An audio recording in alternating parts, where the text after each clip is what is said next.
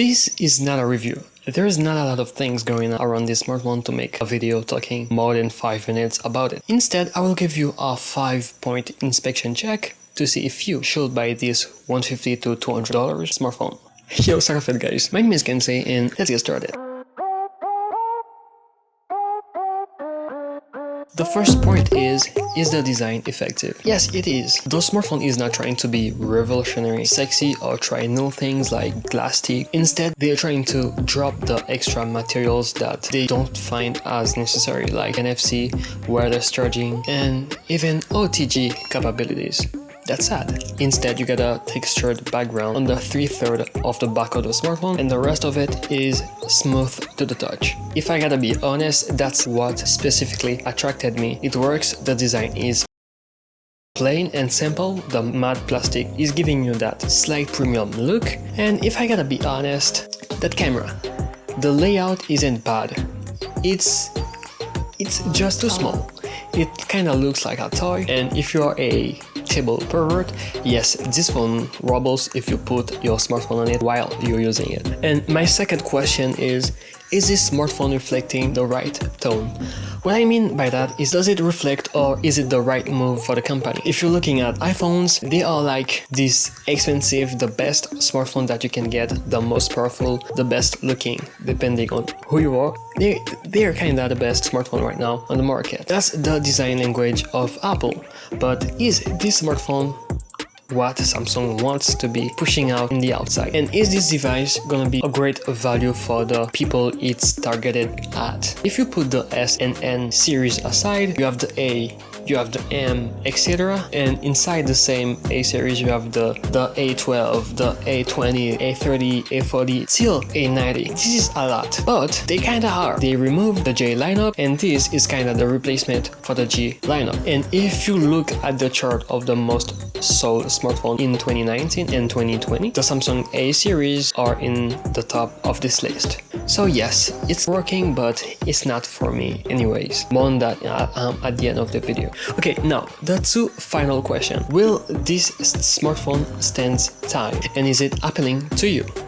Okay, the first thing that is going to be killed is the performance, because this smartphone is using a MediaTek processor, so no Snapdragon. Struggling today, and tomorrow it'll struggle more. And don't tell me that your version that you have has 6 gigs of RAM. RAM doesn't necessarily mean performance. Yes, if you have more RAM, you can have more apps open in the background, you can multitask without feeling that the processor is holding you back. But if you don't have a solid enough processor, you can have 32 gigs of RAM, it'll still feel really slow. But don't get me wrong, with this smartphone you'll be able to use the majority of the apps available out there, like Facebook, Instagram, WhatsApp, etc. But don't try to use any filter inside of Snapchat or Instagram, and don't try to play like heavy games on this smartphone like PUBG, Genshin Impact, or this kind of games. Sure, they can run, but everything will be at slow settings, and because this smartphone is made out of plastic, and plastic is not really a good conductor of heat. So in terms of performance, this phone will not stand the test of time. And the other thing that I don't really like about this smartphone is the screen. It's not color accurate, the resolution is really low for a smartphone of this size, and the screen brightness is really inexistent when you go outside. And I feel that this camera will be worse over time. The reason why I'm saying this is usually the cameras are covered with a Gorilla Glass that is scratch resistant, so when you're putting your phone on the back on a hard surface, it'll avoid getting scratched. But this phone, I didn't make the proper research to find out if it's glass or a plastic, but if the camera covers are made out of plastics, please use any case that you can find to protect them, because it's plastic, you will have a lot of haze, like a ghosty. It's gonna be like you can see here. So take care of that camera and update it as soon as you can. And I don't know if the MediaTek processors can be unlocked as easily as the Snapdragon's one, but if you find a way to install stock Android on this phone, the performance will be better, I guess. Is this smartphone for you? what are you looking for on a smartphone? Let me ask you this question. Do you think the smartphone is the right thing for you? Because for the price, you are getting a screen that's the performance of everything is kinda meh except the battery life.